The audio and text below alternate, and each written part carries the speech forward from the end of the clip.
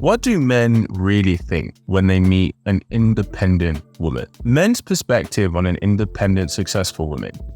Are they intimidated? What do men really think about a woman who is successful, who is independent, who is ambitious, who is a go-getter? Now, there is a lot of narrative that goes around that men are intimidated by a strong, successful, independent woman. And while this can be the case for a few men, the majority, it's something different. The truth is, for the men that women actually desire, the men that women actually want, they're not intimidated by it. They're not intimidated by the success of a woman. They're not intimidated by a woman's strength, or maybe if she does, have a level of directness, have a level of expectation, have a level of standards. They're not intimidated by that either. In fact, as a friend, as a professional, that is something they definitely seek in a business partner and have a lot of respect for. But it's not that they're intimidated. It's the fact that men who are successful, men who are masculine, are ambitious, have direction, have a mission, have a purpose. They're not looking for somebody who is going to bring the same qualities that they already bring to the relationship. They're looking for someone who's going to bring the qualities that he feels he doesn't have, and the qualities that are going to complement what he has already. I understand, and I've talked to many women,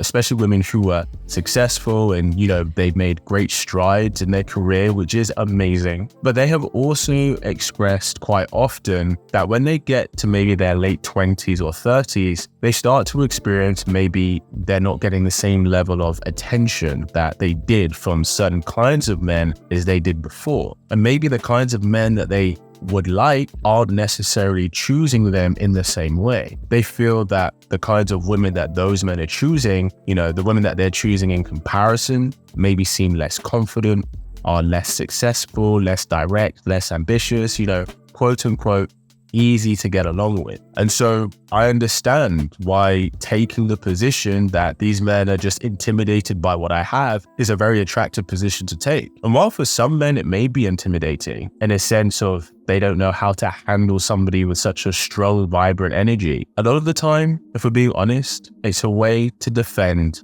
their ego. And I understand why, because it can be hard to come to terms with the fact that, okay, maybe the kind of guys that I thought were right for me, that I would like to be looking my direction, maybe they're not looking my direction. And maybe they're not as right for me as I thought. And so a lot of the time as human beings, in order to protect ourselves and in order to protect our ego and our pride, we find justifications to bring that other person down. That the reason they're not looking in our direction is because I'm too much for them. And it's not necessarily because of that. Now, I'm not saying this in the sense of, it's because you're not enough for them, but maybe they just don't see you as compatible for what they're looking for. Now, the good news is that I really want to emphasize here that there is sometimes this talk of, a woman who may be in her 30s and, she's got a lot going on and she feels like the successful men around her who she would ideally like to attract and choose, that they're all just choosing younger women who, just aren't as far ahead as her. You can't make yourself younger,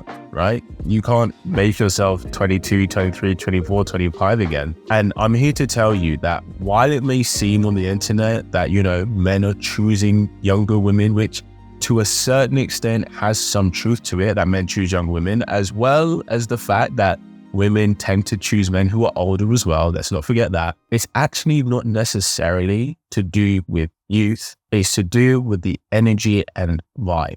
Hey, you know me, I always want to give great value. And so as a thank you for watching this episode, I want to give you the secret sauce that makes a man want to desperately commit to a woman. It's not great sex and it's not how hot you are. It's the value you bring outside of the bedroom, which is why I'm giving you my guide, the 5 feminine ways to add value to a man's life that makes you irreplaceable to him. Absolutely free. Just click the link below and it's yours. Now back to the video. If you are an attractive woman, when you're around masculine men, if you know how to sit in that femininity, in that divine feminine, that playfulness, that positive energy to be around, you are going to have men pursue you. Doesn't matter what your age is. You are going to have men who want you. And more often than not, the reason a woman isn't getting that attention isn't necessarily because she's 33, 34, 35. It's because of this independence energy that she carries, like she has something to prove. Now, it may be the case that this has been brought about because you've had to battle certain things in life. Maybe you never felt protected. You never felt secure. You never felt like, you could rely on anyone and you were the only person you could rely on. So in order to survive, you had to let the masculine side sit in the driver's seat. And